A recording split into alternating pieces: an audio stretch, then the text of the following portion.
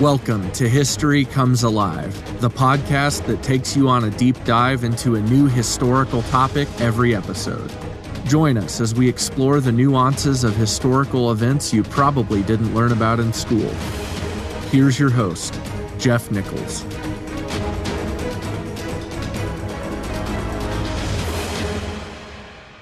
Welcome back. Last time we were together, we considered the internal societal structure of England at the dawn of the colonial age. Not the external wars and conflict, but more the nature of change the previous century had introduced. Their society was changing from all the trade and exposure to new commodities, goods from around the world. Their society was changing because of new experiences through the explorers, and arts and literature, interaction with new people groups. Political turmoil at home was making the quote-unquote New World very appealing to those who longed for traditional English society. They wanted to preserve their way of life. They did not want to accept many of the changes that were taking place. And this was especially true of the conservative religious right, who felt society was out of control. The New World offered a place, maybe not to start over, but to transfer their flavor of Englishness, from the feudal system to various religious convictions and practices, of which the Puritans, the children really of the Reformation, represented the most ardent in the New England region. So they wanted to transfer their way of life and preserve it. But as with any clash of cultures, there was going to be acculturation, a blending of cultures, adaptation to the new world. After all, there were already people here. We looked at what they were experiencing, what their catalysts and motivators were. And today, we want to briefly look at the other side of the Atlantic. What was going on the eve of colonization in North America? I think you'll find there's a lot of similarities. So for today, I have two goals. The first one is I want to look at the general landscape and atmosphere of the native cultures and how the Europeans had impacted them. It's a very general introduction to the natives. What they had experienced and how they understood or interpreted it all. And secondly, a more specific overview of what the English were up to. Men like Bartholomew Gosnold and George Weymouth and Thomas Hunt. It'll be in our next episode that we spend some time meeting some of the specific native men and groups as they began to formally and more consistently interact with the English who had come to stay. And these two episodes will be our launching pad to develop that narrative of the time frame between the Pequot War and King Philip's War. It's kind of a 40-year period where the colonists relied at times heavily on the natives, a time where they gained a foothold on the land and became quite self-sufficient and then consolidated their power. It's funny how chronology and hindsight play a part in history. We've changed. I can tell by the books I read. Different time periods reflect different views on English-native relations. Some of the earliest records are quite different than the popular romanticized narratives produced for public consumption. And it also seems like a nation on the rise creates almost a superhero status for those who accomplished the really big things. And then later things can be reevaluated, and although the facts don't change, the focus or the interpretation or the application can. Societies, like people, change. Maturity, experience, technology, intellectual pursuit can all lead to considering the events of the past from different perspectives.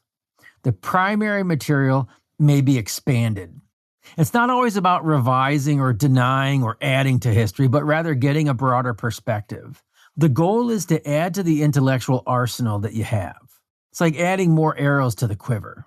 It's interesting to me how varied the history accounts can be.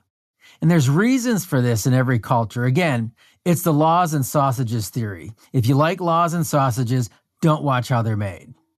Some of what happens when one people migrates to another area is great. There can be great advantages for both societies or cultures, a great synergy. But the underside can be a little murkier. And often we avoid the less appetizing aspects of the founding of a society. It's human nature. We're prone to be generally more favorable to our own culture and what we're comfortable with, that which is common to our own experience.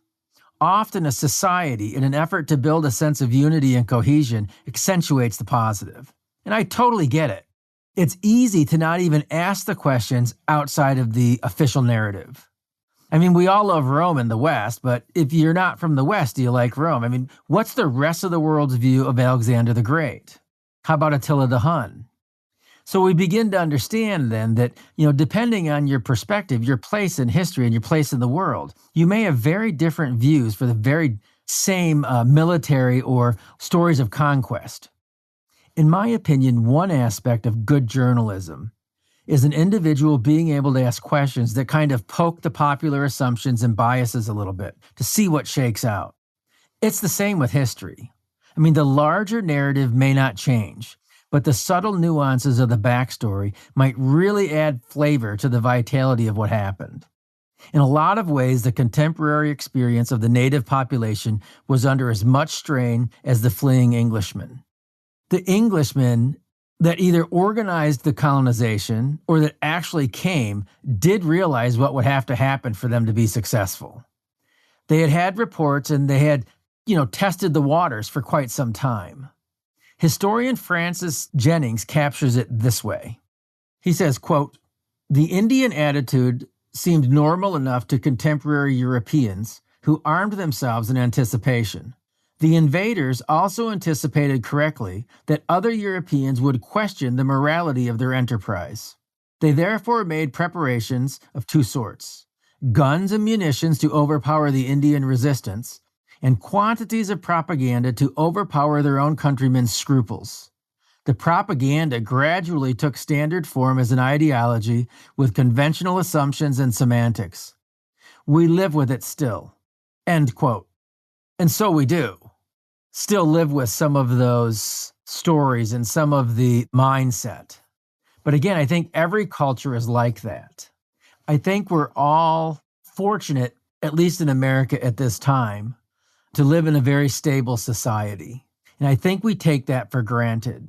Stable societies and quote unquote peace don't come through peaceful means, oftentimes. So some of the relationships and partnerships formed between the English and the natives were very good, and some were not so good. Most accounts come down to us through Europeans and their experiences. Often industrious Europeans, competing Europeans with shifting foci, economics, security, expansion, internal conflict. Diplomacy and relationships can be messy and difficult. So we want to build the story from the ground up. The relations that we often hear about did not begin in 1607 or 1620. They were developed over the course of a century or more of European and then later, more specifically, English interaction. Paul A. Robinson, in a book entitled Northeastern Indian Lives, 1632 through 1618, wrote this. He wrote this specifically about Mayantonomi, Indian chief at the time, but I think this is pretty applicable. And if you don't mind, I'm going to have, this is kind of an extensive quote, but I think it's important to set the tone. He says this, quote, "Although the earliest documented contact between Europeans and native people occurred when Giovanni di Verrazzano visited Narragansett Bay in 1524, it was not until the Dutch began regular trading voyages and English towns were established that local Indians were confronted with the need to deal politically and socially with Europeans on a sustained basis. Between 1620 and 1640, the number of European colonists in southern New England increased from a few to more than 20,000, while disease and warfare caused the indigenous population to decline precipitously.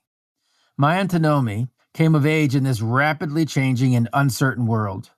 With his uncle, Mayantonomi represented the Narragansetts in dealings with the newcomers. The two men shared the responsibilities of leadership in what some scholars have termed a dual shamanship. Between 1632 and 1643, Mayantonomi represented the Narragansetts in diplomatic matters with the Europeans and in political and military relations with other Indian communities. However, according to Roger Williams, he could not act without his uncle's consent. And here's where it gets interesting. Mayantonomi was one of the first Narragansett leaders known to work at understanding and dealing with the differences between European and Indian society. Seeing opportunity in the new European presence, he recognized that Narragansett interests might be pursued advantageously. Myantonomi's diplomatic and political tasks grew more difficult, however, as English and Indian interests became entangled. When the dangers of this relationship outweighed its advantages, he began to work against English interests. Commissioners of the newly formed United Colonies, alarmed by Myantonomi's resistance, approved and encouraged his assassination by the Mohegan leader Uncas in 1643. He goes on to say, analysis of records chronicling the documented 11-year portion of Myantonomi's life between 1632 and 1643 shows that the choices available to him and other indigenous leaders narrowed considerably.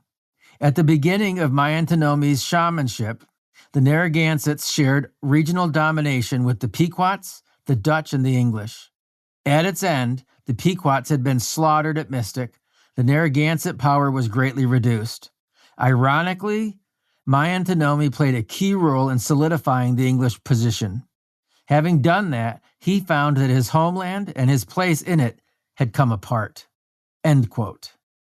And that will be so much of the narrative moving forward, of the relationship between the various European groups and the various native groups.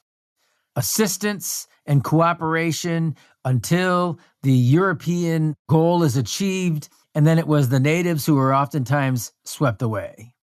It's a good microcosm of most of these storylines. Navigating a dangerous world requires playing dangerous games. Games that someone is ultimately bound to lose. We're going to talk about those things later. So first, we want to look at three areas of the changing native landscape. The population shifts, the population decrease and migrations, the religious component, and the economics or the desire for European finished goods. Again, this will be a shorter overview than the English. I think our narrative is going to best be served if we meet the specific people and groups as we develop the English colonial experience. I mean, there's a lot of moving parts. Contact between the Europeans and the natives is not always about the native and the English, let's say, as two groups, but rather individuals or smaller groups caught up in unique or novel situations. The experience was new to both sides. They were all learning about each other and at the same time reevaluating who they were in the world.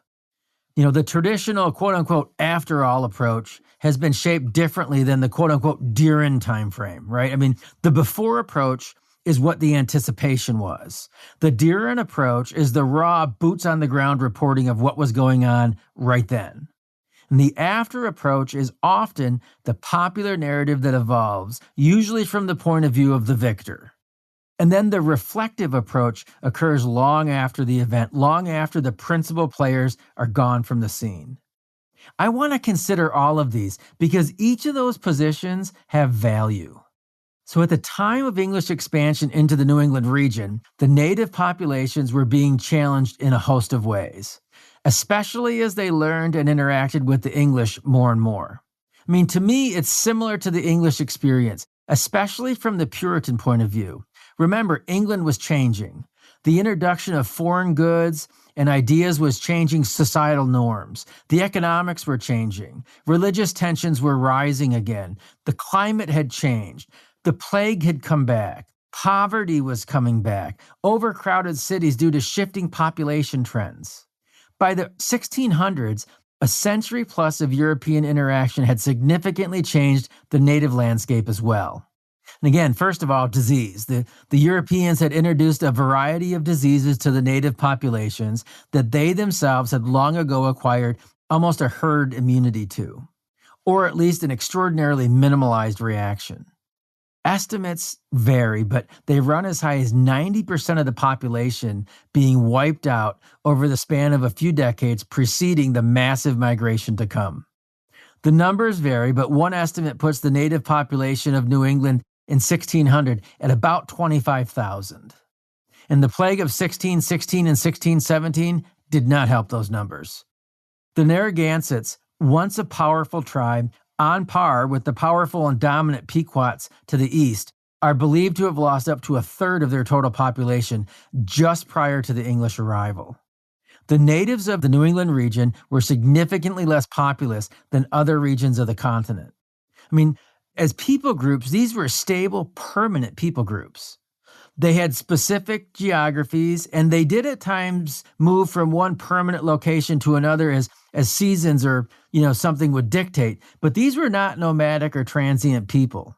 They lived in permanent locations. And the drastic population decline disrupted that stability of the region, as some groups were almost entirely wiped out, leaving open land for others to inhabit and refugees from groups that simply could no longer sustain themselves. These were primarily of Algonquin heritage. All of the tribes were primarily of Algonquin heritage. So a lot of their languages and a lot of their customs were very similar. But imagine the psychological effects these folks must have suffered. Adding to that psychological effect would have been the recognition that the newcomers, so vulnerable in so many ways, appeared almost immune to disease. The population declines also caused mourning wars, where one tribe would basically steal another tribe's people to repopulate their own. And this, in a way, brought its own dilution of the local culture then. You introduced a bunch of new folks to help your culture to live, but they brought with them their own cultural biases. So its own acculturation and consolidation was occurring. The Europeans had experienced recent plagues of their own, you remember, and the decline of the native populations was not lost on the English. In 1619, Thomas Dermer, he's an important man to our narrative, a man that we'll probably talk a little bit more about in some later episodes. Thomas Dermer observed, quote, ancient plantations, not long since populous, now utterly void, end quote. Did you get that? Ancient plantations, land that he could tell had been well seasoned, well lived in, well manipulated, recently had been completely vacated, utterly void of, human beings. Robert Cushman of Plymouth recorded, quote, I think the 20th person is scarce left alive, end quote. So some estimates go as high as 90%. Robert Cushman in his immediate area thought it may even be 95%. The devastation could come so quickly that they could not even bury the dead, or sometimes even function as a village. There's reports of those left alive that were too weak to even gather wood for fires. Reports of bones just laying on the ground as people died and were left unburied. There was nobody healthy enough to bury the dead. The second point is the religious aspect. The natives were freaked out. This was definitely to the English advantage. There were perceived religious overtones on both sides. The Puritans saw the great plagues and the devastation from disease. They saw this as God clearing the land for them, like in the Old Testament for the ancient Hebrews. Many natives saw this as the fulfillment of their own prophecies of God's judgment upon them. He was angry and he was punishing his people. Thomas Shepard of Plymouth recorded the experience of one native who claimed he'd had a dream years before the Pilgrims arrived where he saw, quote, great mortality among the natives. The native said that he felt that he had seen, quote, a great many men come to those parts in clothes just as the English now are apparelled. And among them there arose up a man in all black, with a thing in his hand which he now sees as all one Englishman's book. This black man, he said, stood upon a higher place than all the rest. And on the one side of him were the English, and on the other a great number of Indians.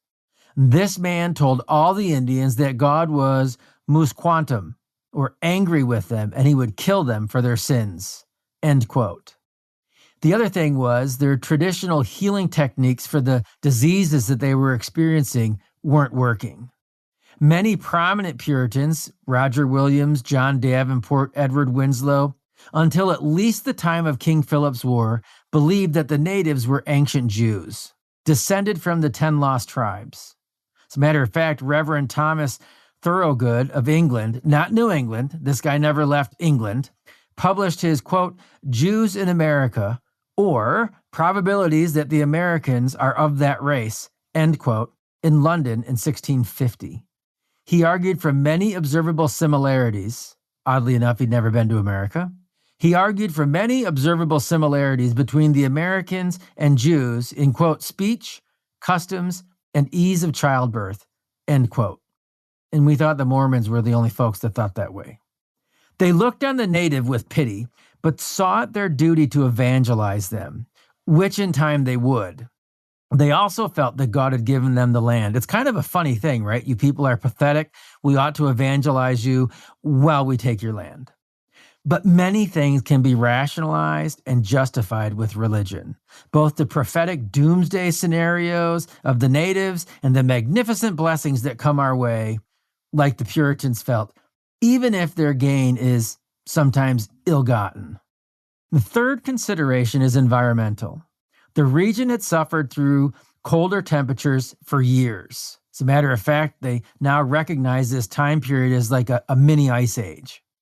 These changes created a drought. Food production was reduced, and the stress of this lower yield would also be more impactful when the English would come, as they required and received a lot of native support in those early years. So as we consider the native situation, it's hard not to imagine a very nervous, anxious population, and anxiety within the people. I mean, imagine the changes they were facing, from the diseases and the devastation to the religious context to the constrained food supply. I wonder what was more scary. The older folks remembering the earlier days when the tribes had set, stable boundaries, when the people flourished, when there was a predictability about life in general, or the younger children growing up in a rapidly changing world where even the adults were not always sure what to do or what was going to come next. Hearing stories of yesterday when the people were plentiful and so was the food, when diseases would not destroy whole villages, before the Europeans, and more specifically, before the English had come. Then once they came, they needed help, a lot of help, and they got it. It is a remarkable tale once you consider what had transpired. For me, it's hard to wrap my brain around how the English were ever able to even get a foothold on the land. And I want to finish today by developing the concept or the rationale of the natives in general terms. The specifics will be the narrative for the future. But then I want to end by offering some very specific acts of belligerence that defy logic to me as to why the natives didn't just kill every European on site long before Plymouth, long before any solid foothold could ever be had. I mean, for our series, most specifically the English, but really all Europeans. The French and the Dutch, they were active in the area too. But it was the English who were very bold. And in the end, it paid off. So both sides were evolving, reinventing themselves the whole time. From the start, they were curious about each other. I mean, the English wanted to know about their potential new homeland, and the natives wanted finished goods. The English initially were in much greater need.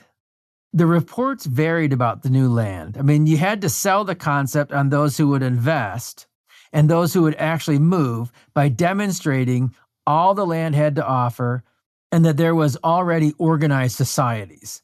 You remember we talked about that last episode. The Europeans judged to some degree if a land was worth settling by the sophistication of the people that were already there. If what the land yielded couldn't produce a sophisticated advanced society, why bother moving there? So I began to appreciate the firsthand account type of historical narrative in 1987, personally, when I read Alan Eckert's The Frontiersman. Alan Eckert wrote a series of books on the claiming of America. They were fantastic. And as I read them, some of them 3 or 4 times even now, I mean, I read the last one just a couple of years ago, I felt, and I still feel when I read them, like I'm there. Those were the first books that I read that I really put me in the moment. They didn't just spur my imagination. I felt like I knew the characters. And as we move forward, I hope that I can do the same thing. I mean, Eckert's series focused more on the 18th century, so we won't get there for a while. But the focus was on like New York State and Ohio and Pennsylvania and Kentucky, or as some of my friends have said in the past, Pennsyltucky. Through the eyes of guys like Simon Kenton and William Johnson and the Gertie brothers or Blue Jacket or Tecumseh. Different angles on the same time frame, different positions based on background, experience, and objectives. Sometimes I think the consideration of history should be approached, whether in our thoughts or directly in the materials that we use to learn, like finding out about a car accident. I mean, you have the first-hand eyewitness accounts, which cover a lot of the ground for immediate explanation, but they don't really give any real background or context, and they can be clouded with our own personal biases. And then you have the official reports that are more interested in the state's version, the certain aspects they need to know. And lastly, you get the versions that others create. Not that they're wrong, but they do tend to lack official credibility and firsthand knowledge. All three of these contributors are important. They add to the big picture. They help to navigate the situation. They help to sift through the personal biases that each party brings to the table. The eyewitness accounts may vary, each with its own nuanced version. But when you mesh those things together, you get a very full picture. Maybe it's the placement of the witness in regards to the accident, right up close, or maybe they're across the street or down the block. Watching it in real time, or maybe they turned just to see the immediate aftermath when the tires first squealed and screeched, or the contact first occurred between the vehicles, or the first shriek of terror that cuts through the air and makes your blood run cold. The state's interest is the nature of the event, the legal and the safety perspective. Who was at fault? Did anything occur that the state would deem necessary to intervene on? Is there official action that's required? It may not be that the events are good, but only that they meet certain criteria that trigger an official response. There are some shady things that the state's not going to be very interested in at that point in time. The last group may or may not get the facts straight. They may not even care to. They may present only the points that help to shape a specific narrative, to achieve a certain goal, to draw a certain picture for their consumers to digest. And that leads to the desired conclusion. And we see a lot of that in history. We see a lot of that today. Multiple sources from these groups can help to create a clearer, more maneuverable understanding of events that you didn't actually witness, to learn lessons that you can apply to your own life and decisions. It helps you to learn how to think clearly, or at least think clearer. Those are some of the types of contributors to the English mindset as they began to show up on the shores of New England that we want to consider. We have to consider that not all contributors are accurate. Some are intentionally misleading. Some simply do not know as they weren't there. Or their views are formed about a topic and they relay those pieces of information that builds their own case. I remember, I think I've said this before in an earlier episode, W.C. Fields, the original world's greatest sinner before Larry Flint, used to read the Bible, apparently, and he was asked, why do you read the Bible? And his answer was, loopholes. I'm looking for loopholes, always trying to find the escape hatch. Sometimes that's how we interpret history. Sometimes that's how we interpret the events around us on a day-to-day basis. And such was the case in England. So it can be anywhere if we're not disciplined. We want to be careful with that. Conventional wisdom would dictate that the eyewitness accounts must be more accurate, but they might not have all of the ancillary facts. They might not even have a basic understanding of what happened. Records indicate that upon initial contact, there were instances of confusion or misunderstanding between Englishmen and natives. There was a difference in attitude between those who went to New England and those who stayed in England. The more sobering opinions were from those who had actually experienced the journey. Like most things in life, it's always good to get the experienced guy's perspective, right? Book smart is good. Personal experience is better. But academics paired with action, that's the best. Often the earlier misunderstandings, and thus the recordings of the events, some of which we still have today, some of which stuck, were based on language barrier. In Karen Ordell Cooperman's book, Indians and English, Facing Off in Early America, she says this, in setting the tone. She says, quote, sources written by people closest to events deserve the most attention. As the case of Archer and Brereton shows, no source can simply be taken straight.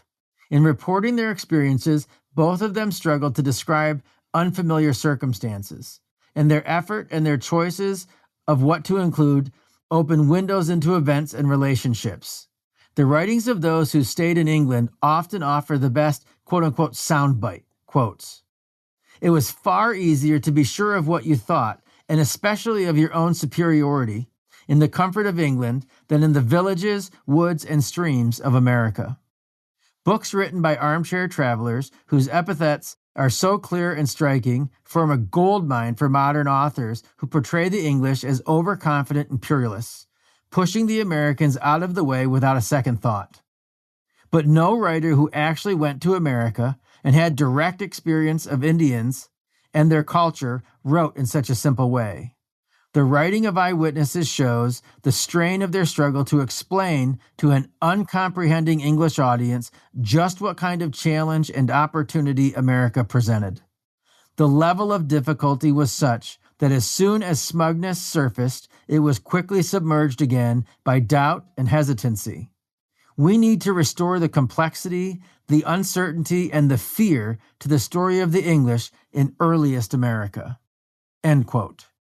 And again, a little later on, if you'll indulge me in just one more quote, she does such a great job of framing this type of an argument. She goes on to say, quote, "English writers emphasized that they conveyed the Indians' own local knowledge. Thomas Harriot, who was able to learn coastal Carolina Algonquin before he went to Roanoke, emphasized that his knowledge came from his, quote, special familiarity with some of their priests," end quote. Others acknowledge that many early sources contained errors because of the difficulty of learning American languages on the spot. The British Library copy of John Smith's True Relation has this handwritten marginal note, quote, "This author I find in many errors, which they do impute to him, not well understanding the language," end quote. Did you get that? In John Smith's personal copy of True Relation, he wrote in the margin, basically, this author doesn't know what he's talking about because he doesn't understand the basic language. We can all be guilty of things like that. Continuing on then, Kupferman writes, quote, "Early writers also came to understand that the Indians could and did manipulate them for their own purposes with false reports. Thomas Morton in New England, writing in the 1630s, argued that the English were now able to correct former errors. For example, they had believed that the Indians had told them of monstrous humans, when actually they described great hairy beasts. A mistake made because, quote, we were but slender proficients in the language of the natives," end quote. Edward Winslow of Plymouth corrected his own underestimation of American religious beliefs, quote, "Therein I erred, though we could then garner no better," end quote. True understanding came through learning from the native tutors, end quote. What Kupferman's conveying is the fact that, again, we can be passionate and we can be opinionated and we can sometimes be armed with less than half the facts, right? So we want to look at this from a multiple of angles and take this, again, as I said earlier, situation by situation. You can't paint with a broad brush. There's no doubt in my mind what happened to the natives is horrendous. It's unfortunate. There's on the one hand, there's no excuse for it. On the other hand, people groups do this all over the globe. So I want to be careful. It's not like approaching this with kid gloves, but I want to be careful to present both sides of these arguments. Sometimes there's more than two sides. We want to take a look at this then, not always just thinking the first person or the second person or the third person account is the one that we need. We want to try to come at this from a variety of angles because both sides were evolving. They were reinventing themselves the whole time. Initially, they were curious about each other. The English were curious, but also quite serious about relocation. I mean, it wasn't just like this curiosity thing. I'm moving to your neighborhood. Therefore, the belligerence was palpable at times. I mean, at least it seems like it would have been to me from 400 years removed. The natives, however, were often pretty level-headed in their approach to the English. They recognized the opportunities and they saw the bigger picture. Remember, they were being challenged by their own sets of upheaval, their own sense of urgency. Tolerating the colonial belligerence and shielding the vulnerability were mixed with the availability of finished goods and advanced technology. Items that provided a leg up on their competitive neighborhood with shifting populations and alliances and diseases and conflict and climate change taking their toll. The English had to be taught how to produce enough food for themselves. They had to learn how and where to settle. They had to learn the geography, and they had to begin to navigate the landscape independently. All of this took time. Meanwhile, they were providing enough European goods to ingratiate themselves to many of their native hosts, who oftentimes looked to their venerable new friends as allies in their own tribal conflicts. Numbers and guns, man, numbers and guns. These were very strategic alliances. These were not by accident, as some have suggested. These nuances worked both ways. What we see is that the natives eventually, in large part, were divided among European lines as much as the Europeans were divided among native lines. By way of example, then, touching on a scenario that was building in these same years, that we will get to eventually quite a ways down the road, was the budding relationship the French were forging with the northern Algonquin tribes. Tribes and people groups found primarily in modern-day northern New York or northern New England, southeastern Canada, and the Dutch as they attempted to expand their claims. I mean, everybody wanted the furs, everybody wanted pelts, and everybody wanted wampum. The natives had those things. So just as we're working toward the Pequot War and King Philip's War for our development of the English-Puritan relations with the various native groups, so too will eventually develop the relationships between primarily the English and the French. Both wanted what the natives had. The demand in Europe was high. There would be many border wars and skirmishes in the decades to come, each engulfing the allies of the European states. So one angle of these great contests was the Beaver Wars that would serve to define so much of the landscape in the latter part of the 17th century. And that landscape would have a lasting impact on the development of the Ohio region and of the 7 Years' War, and then ultimately the Revolutionary War itself. Some of its roots occurred early on, at the time of English expansion, a little farther inland. Again, this is a story that underscores how useful the Europeans could be to the natives, regardless of their initial vulnerabilities. The specific incident that I'm referring to occurred in the northeastern part of the current New York State. The 5 primary tribes of the Iroquois Nation were big players. But at this particular time, they were experiencing competition from the European fur trade. And having depleted much of the game in their own areas, they would raid competing groups along the St. Lawrence River. And their targets looked to the French for support, and wisely, for their own strategic interests, the French obliged. Now remember, at this point, they weren't looking for long-term population migration. In July of 1609, then, Samuel de Champlain, along with 2 other Frenchmen, were traveling with a number of natives. Montignois, I probably messed that name up, Algonquin and Huron warriors near the lake that bears his name, Lake Champlain. And they engaged a group of Mohawks. And it was the French firepower that won the day over the Mohawks.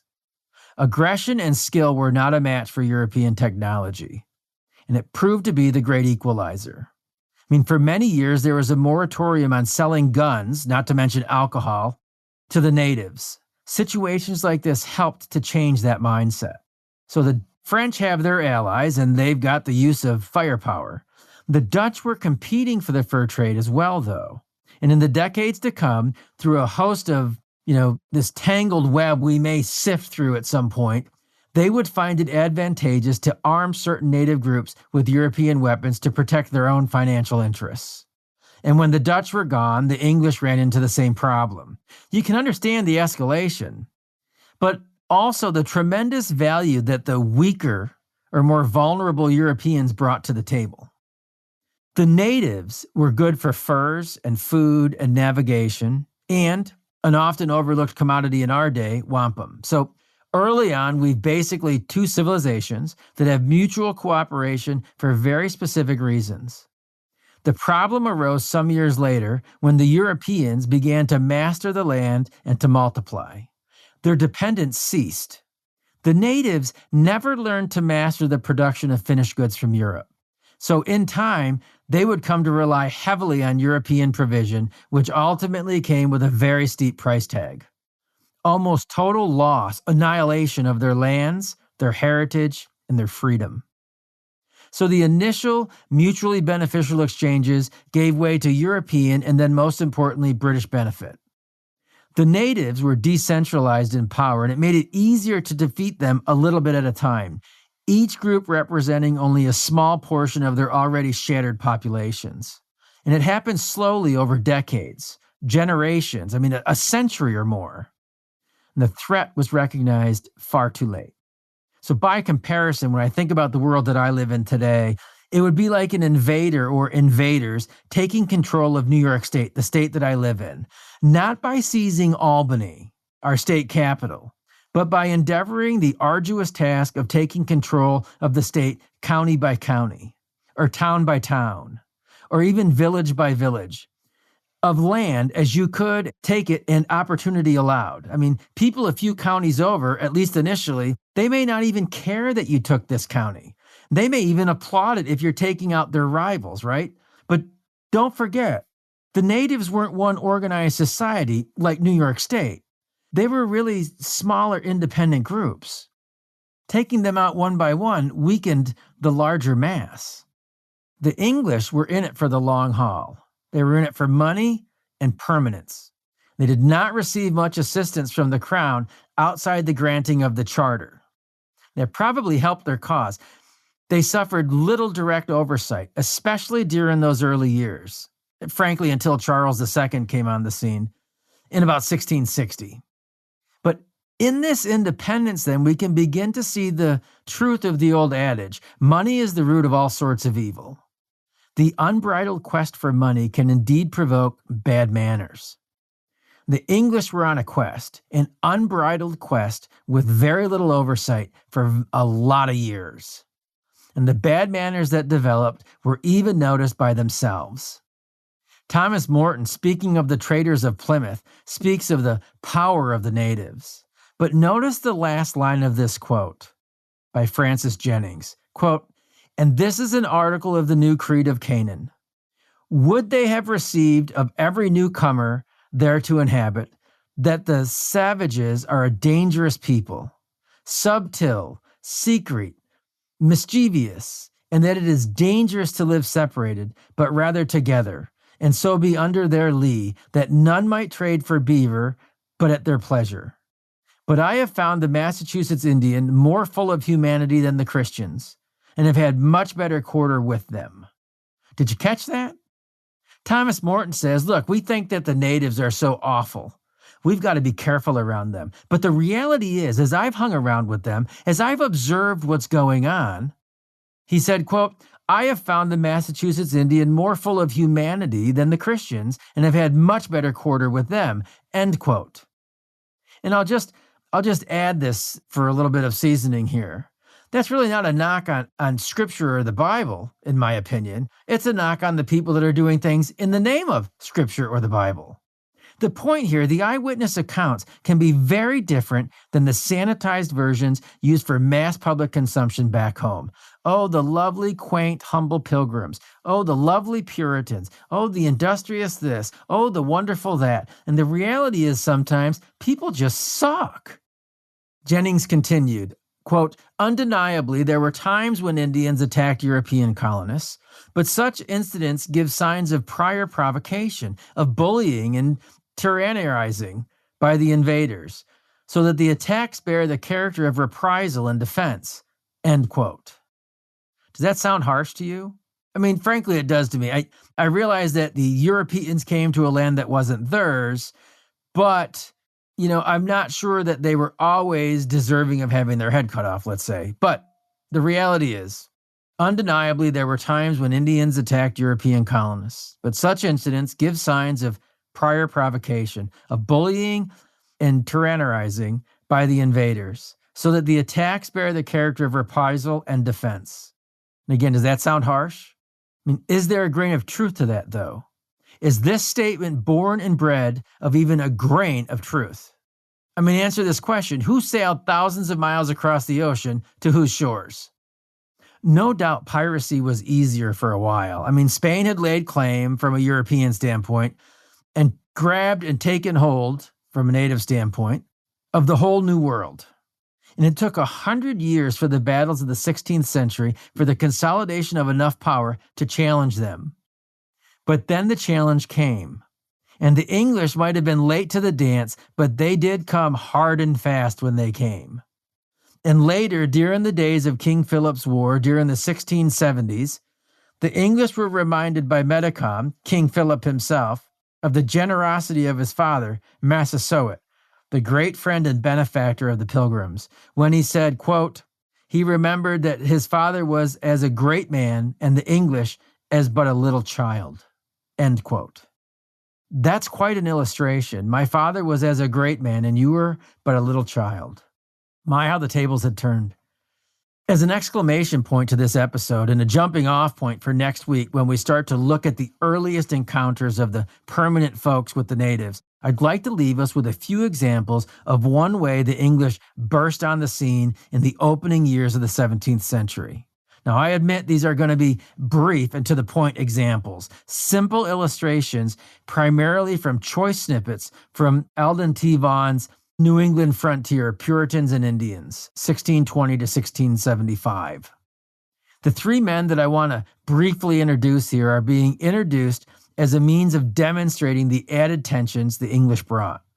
Above the changing culture of Europe and North America, the natives of both sides of the Atlantic were already stressed out and experiencing unprecedented, seemingly unstoppable changes. We opened with the stated dual goals of developing the general landscape of the natives and what the English were up to just prior to the Great Migration. Bearing in mind what we have discussed, think about the added pressure the natives must have felt as they interacted more and more with the English. Again, these are intended to be brief bios to whet our appetite for next time, when the Pilgrims set foot on shore and begin to interact with their new neighbors. There's quite a bit of activity in the decades leading up to Plymouth. The English were definitely learning some necessary lessons about the New World.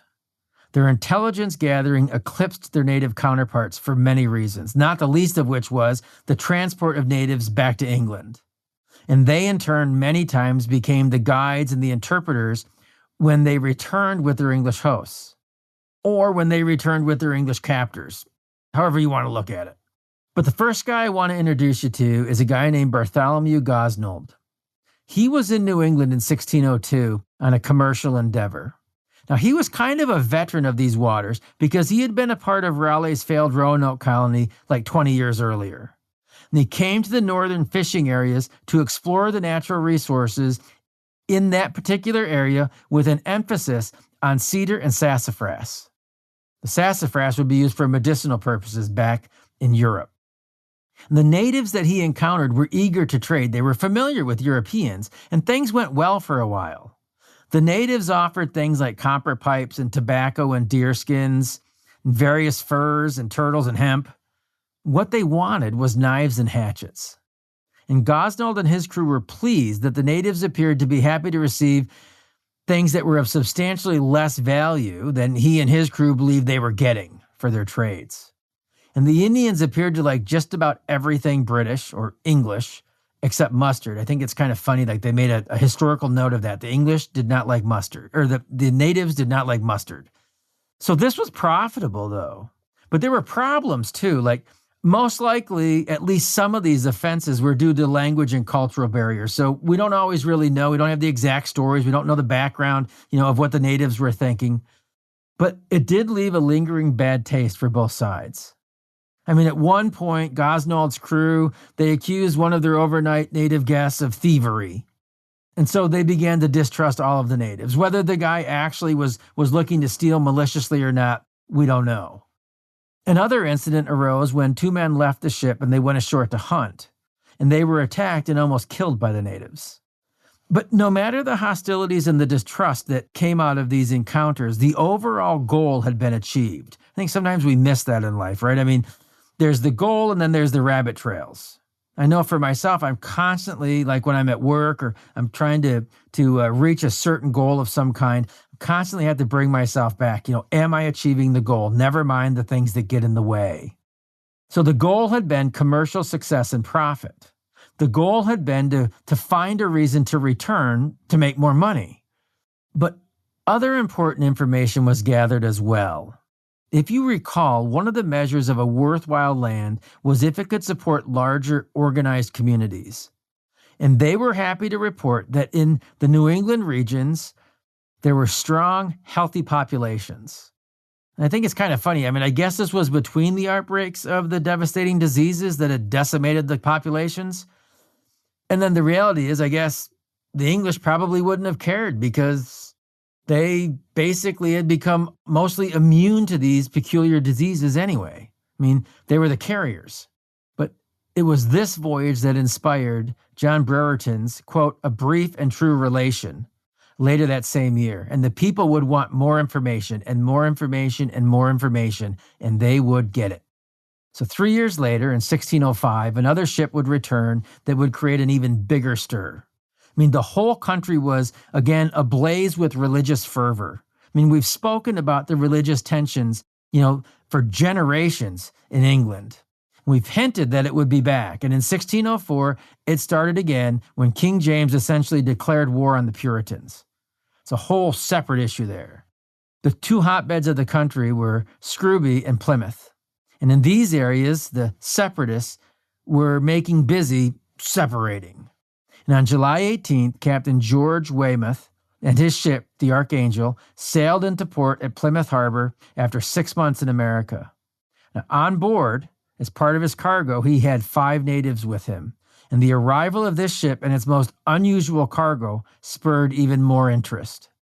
The commander of Plymouth Harbor, Sir Ferdinando Gorges, I know we've mentioned him before, often referred to as the father of New England colonization, recognized this for the big event that it was. I mean, these men would help to educate the English on the New World.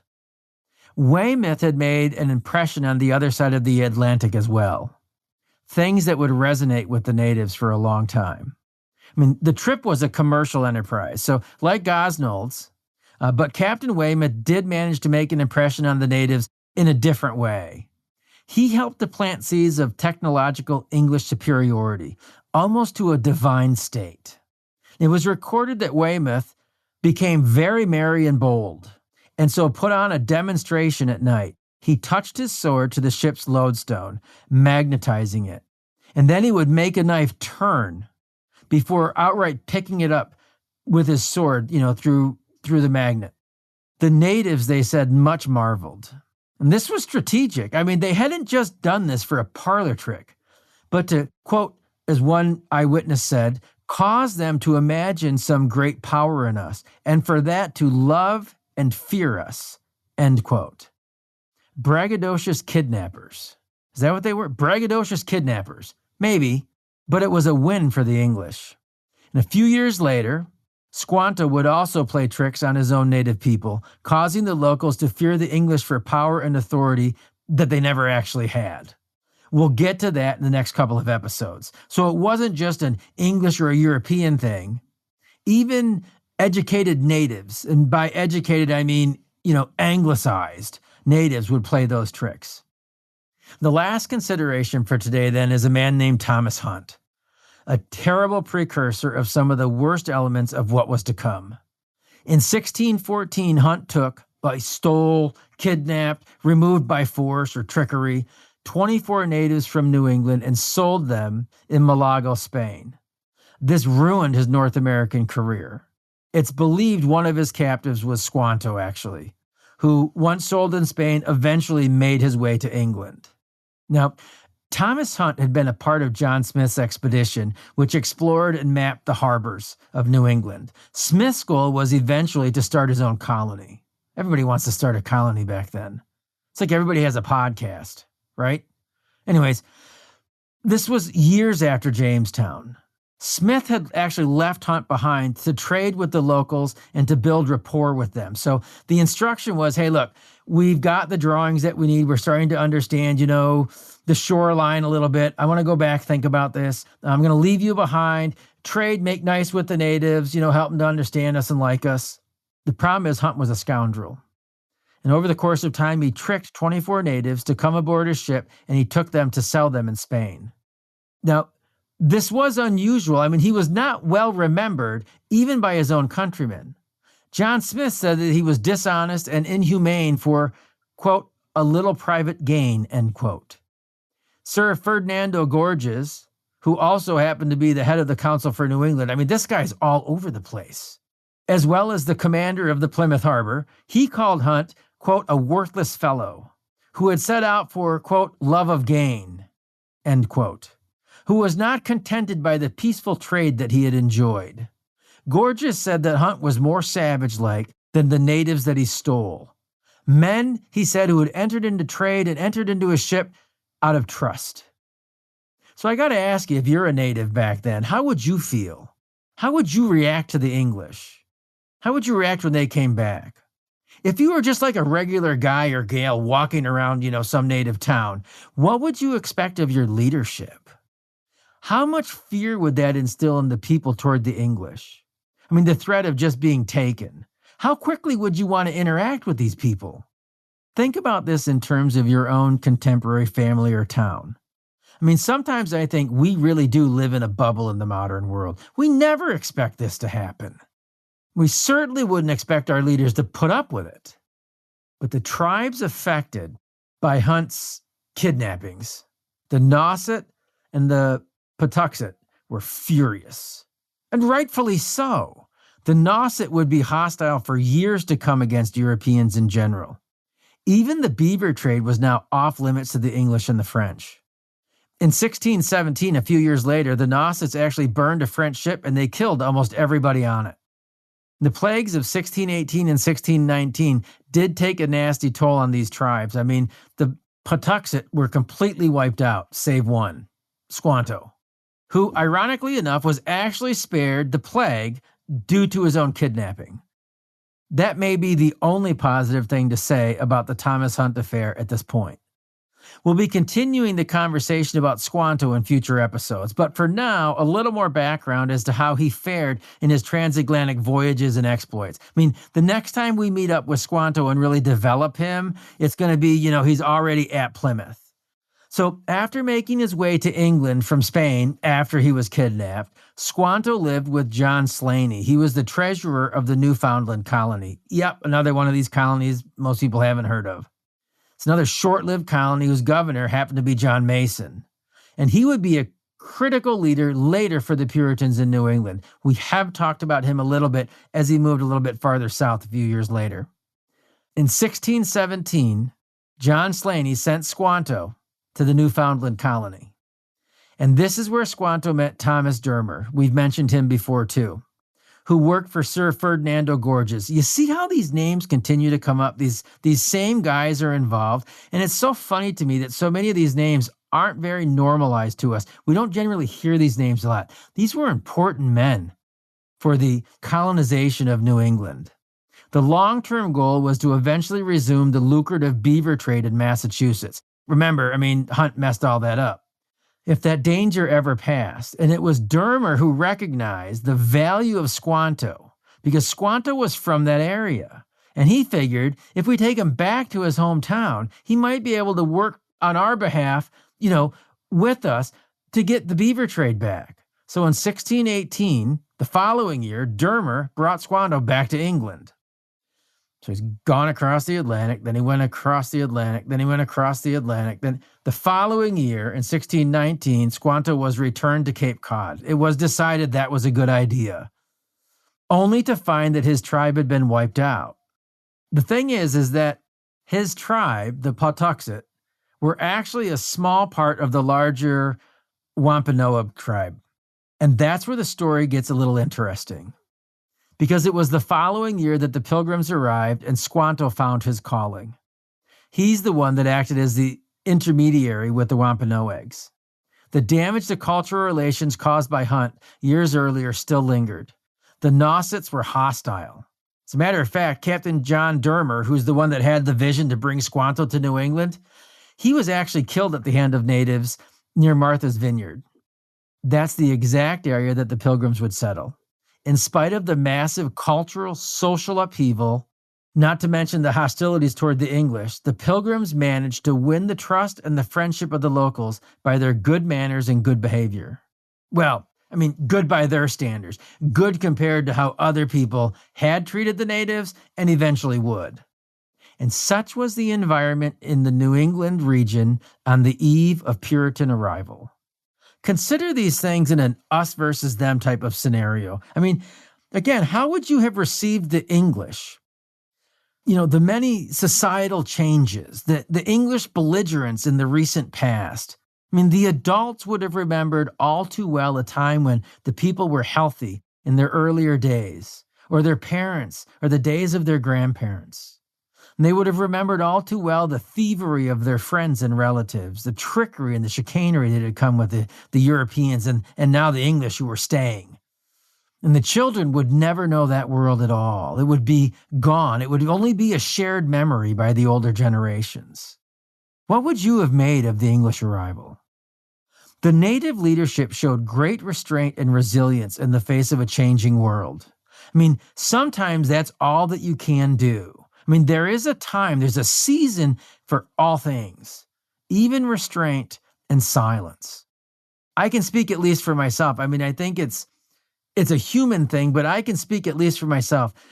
That's oftentimes been a tough lesson to learn over the years. Sometimes it's a season of restraint and silence and discipline. The Pilgrims and later the Puritans relocated to an area arguably in as much turmoil as the country they left behind. The problem for the natives in New England was that they did not have another land to go to. They would have to learn to adapt to the changes that were coming, whether they wanted to or not. Their world would never be the same. But that's a developing conversation that we're going to continue the next time when the Pilgrims meet Massasoit and his Wampanoag tribe. But for this time, I really hope the history has come alive. Thanks for listening to History Comes Alive. We hope today's episode has given you valuable new information and inspired you to dive even deeper. Don't forget to check out Jeff's website, historywithjeff.com, and engage with Jeff across all your favorite social media platforms at History with Jeff. Join us next time as more history comes alive.